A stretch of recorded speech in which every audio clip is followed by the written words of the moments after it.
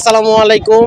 কক্সবাজারে আমরা প্রতিনিয়ত মৃত্যুর সংবাদ শুনতে পাই যে আসলে কিছুদিন পর পর লাশ ভেসে উঠছে, পরিবারের সাথে ঘুরতে এসেছে তাদের বিভিন্ন শিক্ষার্থীদের লাশ ভেসে ওঠে, এরকম আমরা নিয়মিত শুনতে পাই। আমার পিছনে আসলে যাদেরকে দেখতে পাচ্ছেন আপনারা, এই যে পিছনে যদি আমি যাদেরকে দেখাই, এরা সবাই আসলে বিপজ্জনক পরিস্থিতিতে আছে। এরা যে কোনো সময় এখান থেকে ডুবে যেতে পারে, ভেসে যেতে পারে, নিজের প্রাণ হারাতে পারে। এখন অনেকেই জানেন না কিভাবে এই ঘটনাটা ঘটবে। আমরা যদি একটু এই পাশ থেকে আপনাদেরকে দেখাতে চাই, এখানে আমরা দুটি ফ্ল্যাগ আপনাদের দেখাবো। হ্যাঁ, এখানে একটি ফ্ল্যাগ, এইখানে একটি ফ্ল্যাগ আছে এবং ওই প্রান্তে আরেকটি ফ্ল্যাগ আছে, পতাকা আর কি। এই যে পতাকাগুলো আছে, এই পতাকাগুলো কেন দেওয়া হয়েছে? এই পতাকাগুলো মূলত নিরাপত্তার জন্য দেওয়া হয়েছে।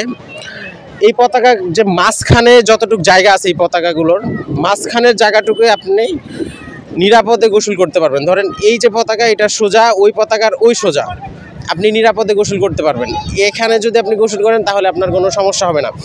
কিন্তু এই ফ্ল্যাগের বাইরে গেলে বিষয়টি অত্যন্ত ভয়াবহ এবং যে কোনো সময় দুর্ঘটনা ঘটতে পারে। আপনারা যাদেরকে পিছনে দেখতে পাচ্ছেন তারা অনেক আনন্দের সহিত গোসল করছে, কিন্তু তারা যে কোনো সময় বিপদের সম্মুখীন হতে পারে। এখানে যারা লাইফগার্ড, যারা দায়িত্বে রয়েছে, তাদের সাথে আমি বিষয়টা নিয়ে কথা বললাম। ওরা বললো যে আমরা বেশ কয়েকবার তাদেরকে ডাকতেছি, কিন্তু তারা কোনোভাবেই শুনতেছে না। বিষয়টা অত্যন্ত দুঃখজনক। কক্সবাজার আসলে অবশ্যই এই বিষয়গুলো সচেতন আপনারা হবেন, কেননা সামান্য একটা ভুলের জন্য আসলে প্রাণ চলে যেতে পারে আপনাদের। বিশ্ববিদ্যালয়ের শিক্ষার্থী, কলেজের শিক্ষার্থী, কিছুদিন পরই কিন্তু শুনতে পারি যে আসলে কক্সবাজারে লাশ ভেসে উঠেছে, ঠিক এই ভুলগুলোর কারণেই কিন্তু।